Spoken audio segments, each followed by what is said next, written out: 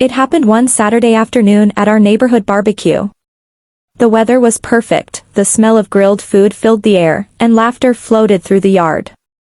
My wife, Emma, was in her usual lively mood, chatting, joking, making everyone laugh. I always admired how social she was. She could walk into any crowd and own the room. But that day, she took the spotlight too far. I was standing near the grill, turning burgers, when I heard her voice rise above the chatter.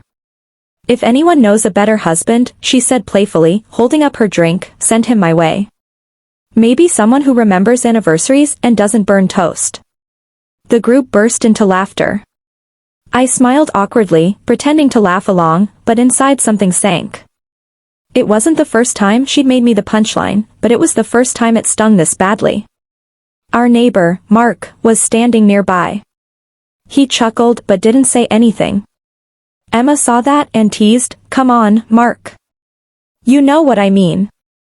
You'd make a better husband, at least you mow your lawn on time." The laughter grew louder. My ears burned. Everyone thought it was harmless fun, but I saw a flicker of discomfort on Mark's face. He was polite, the kind of man who didn't engage in gossip or mockery.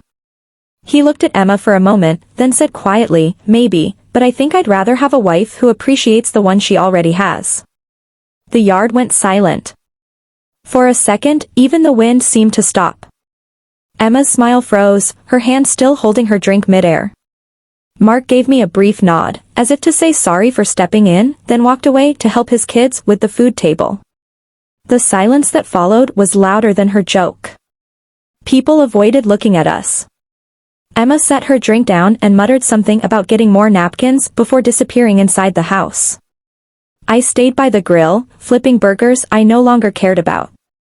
My chest felt tight, not from anger, but from years of being treated like the joke in our marriage.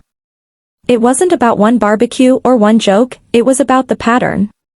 The times she rolled her eyes in public when I spoke, the sarcastic comments she made about my job, the way she made me small to make herself shine brighter. After the guests left, the silence between us stretched through the house. Emma avoided me, banging dishes in the sink, muttering, "Can't anyone take a joke anymore?" I didn't answer.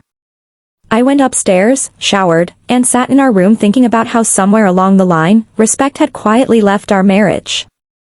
The next morning, she came to me with a forced smile. "You're still upset about last night?" she asked lightly. I looked at her, tired but calm. "No," I said, "I'm done being upset. I'm just realizing how little you value me." Her expression shifted from guilt to defensiveness. "It was a joke. Everyone laughed, except you and Mark.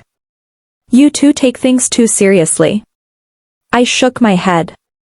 "A joke stops being funny when the person you're mocking stops smiling." She sighed dramatically. "So, what now? You're going to stop talking to me over a barbecue joke?" "No," I said quietly. "I'm going to stop letting you humiliate me in public and call it humor." She didn't know what to say to that. For the first time, she looked unsure of herself. Later that week, the neighbors invited us to another get-together. I politely declined. Instead, I spent the day working on a small woodworking project I'd been meaning to finish, a chair for our porch. It wasn't perfect, but when I set it down and looked at it, it felt good to build something that wouldn't fall apart. That night, I sat on that chair with a cup of coffee, alone, thinking about how peace sometimes begins with silence.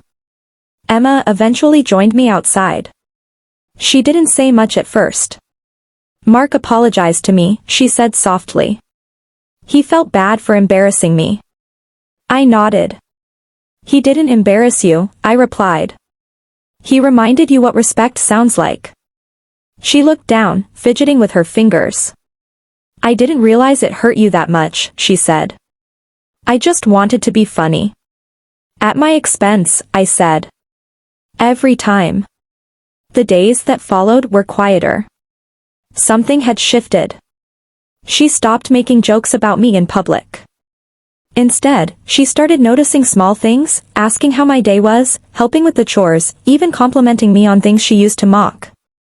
Maybe guilt played a part, maybe realization did. Either way, the air in our home felt different.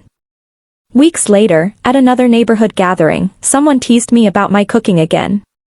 Before I could respond, Emma smiled and said, "Careful, he might not cook fancy, but he's the one who always stays to clean up while the rest of us talk."